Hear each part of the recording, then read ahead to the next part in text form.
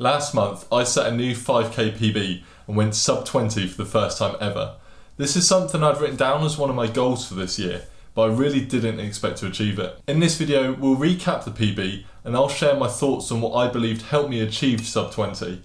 Now, the main reason for not expecting to hit the goal this year wasn't down to a lack of training or anything like that, but actually a lack of specific speed work recently, especially the sort of sessions that are designed to improve your 5k time. Before starting winter training in October, I was training, but there wasn't any real structure in place. It was just a case of doing what I fancied with no real purpose or goal in mind. A couple of weeks into the plan, we had the option to swap out a tempo run with a fast park run. So I planned to head back down to Bideford to see how I get on. I wasn't treating this park run as a race or a PB attempt or anything like that. The only purpose it served was for a bit of fun and a fast 5k blast, which would help me set my training zones for use over winter. So I decided to cycle to Bideford from Barnstable and use that as an opportunity to wake the legs up a bit and also add a bit of bike volume but without any real fatigue. From the front door to Victoria Park in Bideford is around 14k on the Tarka Trail, which took me around 35 minutes. I left home at just after 8 o'clock as I wanted to get a bit of a warm up in and some strides before the start at 9. But Stacey and Jack ended up leaving a little bit later than planned, and I obviously had to pass my bike helmet and pick up my shoes that I'd actually be running in, my pair of Saucony Endorphin Speed 2s. Long story short, I didn't have time for a quick jog around the park before the start, but it turns out the ride there did the job just nicely. Whilst I was waiting for Stacey to arrive, funny story, I stood up by the car park and saw someone out the corner of my eye head into the toilets. He was wearing a bright orange top that you'd see from a mile away. I thought I knew who he was, but I wasn't 100% sure, as I really didn't expect to see them in Bideford. But I hovered around without being too weird to see him again when he came out. Now, it probably came across as a bit strange, but I went up to him and asked if he was who I thought he was, and I was right. It was none other than the legend himself, Steve Morgan from Jog On. He was really lovely and we had a good chat for a bit before Parkrun started. A couple of other Jog On subscribers came along to say hello as well, and we had a photo together which was really nice, and it just goes to show that Harry is doing what he set out to do in bringing people together through running. Now onto the 5k itself. Like always, I went off a bit too fast but managed to settle into a nice pace pretty quickly.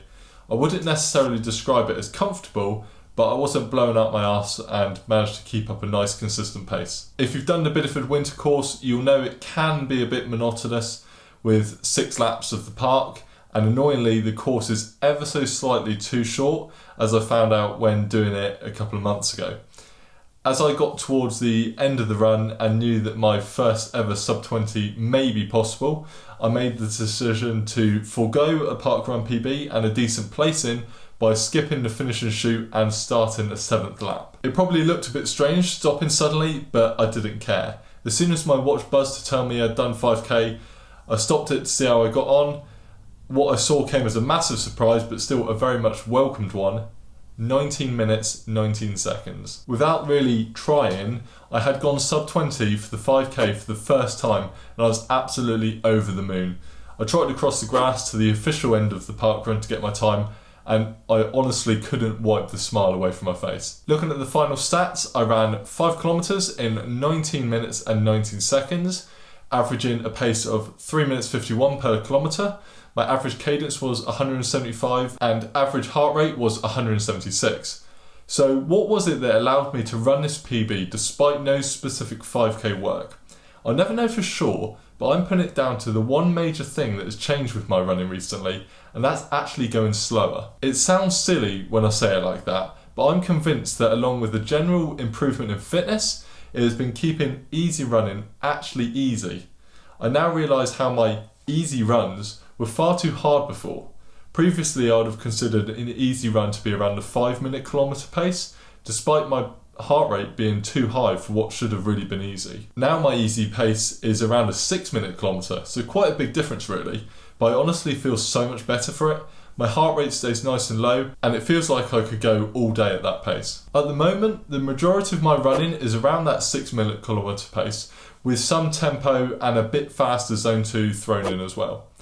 Now, I could be completely wrong, but it's the only thing that's really changed recently. So I am putting down my recent improvements in running down to going slower and keeping that faster pace in reserve when it's actually needed. So if you're at a similar level to me and are looking to go sub 20 for the first time, take a look at your pace across all of your runs, as it may be worth dialing it down just a little bit. So if you enjoyed this one, you might want to check out the video on screen where I go over my plans for winter training. It started almost 2 months ago now, but is a good way of seeing what I've been up to recently. If you could please drop the video a like and subscribe to the channel, that would be absolutely amazing and I'd really appreciate it. If there is anything in particular you'd like to see from me, please do drop some suggestions in the comments down below and I'll see what I can do. Have a great rest of your day and I'll see you in the next one.